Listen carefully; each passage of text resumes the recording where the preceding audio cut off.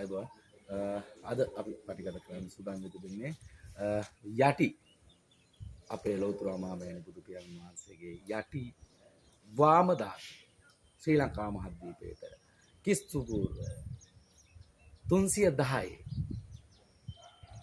කිත්සිරි මේඝවර්ණ මහරජතුමාට තමයි බාර ඉතින් අම්පාර දීගවාපියට කොට බයි ඉරණමඩු සේමමඩු වනගත මාර්ග ඔස්සයක් ඉරණමඩු සේමමඩු මහා මඩු මඩුකන්ද ශ්‍රී දළදා විහාරයේ පළමු දළදා මාලිගාව දෙවන දළදා මාලිගාව කිඩාගලේගම ශ්‍රී දළදා තුන්වන දළදා මාලිගාව මැදවච්චිය සංගිලි කනදරාව ශ්‍රී දළදා හතරවන උත්තරසාලිය රජමහා විහාරස්ථානය පස්වනුව අනුරාධපුර රාජධානී මායදා පෙර වීඩියෝකින් දැක ඔබතුමාලට කියලා තිබුණා.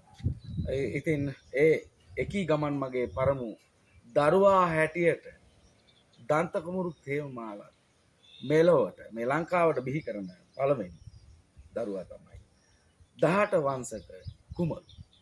දෙවන දරුවා තමයි නාම බණ්ඩාර කුමරු. ඉතින් ඔය පෙළපතින් නැගීයා ඒ කීරවැල්ල පරපුර තමයි වාම ධාතුවේ උරුමක් ලේ උරුමක් ඒ අයට තමයි බාර දුන්නේ.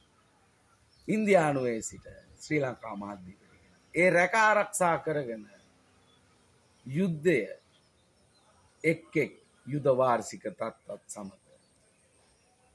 ඒ පෙළපත තමයි දන්ත ධාතු ආරක්ෂා. බැරිම තැන කුරක්කන් ගලෙත් සංගවා ගත් ඒ පිරිස තමයි කීරවැල්ල පරපුර. ඉතින් වාහලගේ නිලමේ දොන් කරෝචි අප්පුහාමි වාරියපුල ශ්‍රී සුමංගල හිමි ඒ අය තමයි කීරවැල්ල පරපුර. අනුරුද්ධ සිරිමාන්න කීරවැල්ල මැතිතුමා දැන්ට සුජීවත් ඉන්නවා.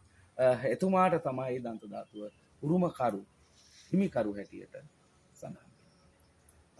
ඉතින් එදා වීඩියෝ පටෙත් මා සඳහන් කරා අනුරාධපුර රාජධානියට ඒ ස්පර්ශ වූ ඒ දන්ත ධාතුව තිබුණු මාලිගා දළදා මාලිගා දැක බලා වන්දනාමාන කරමින් පාගමන සූදානම් කිරීමට හිතේ බලාපොරොත්තුවක් තියෙනවා.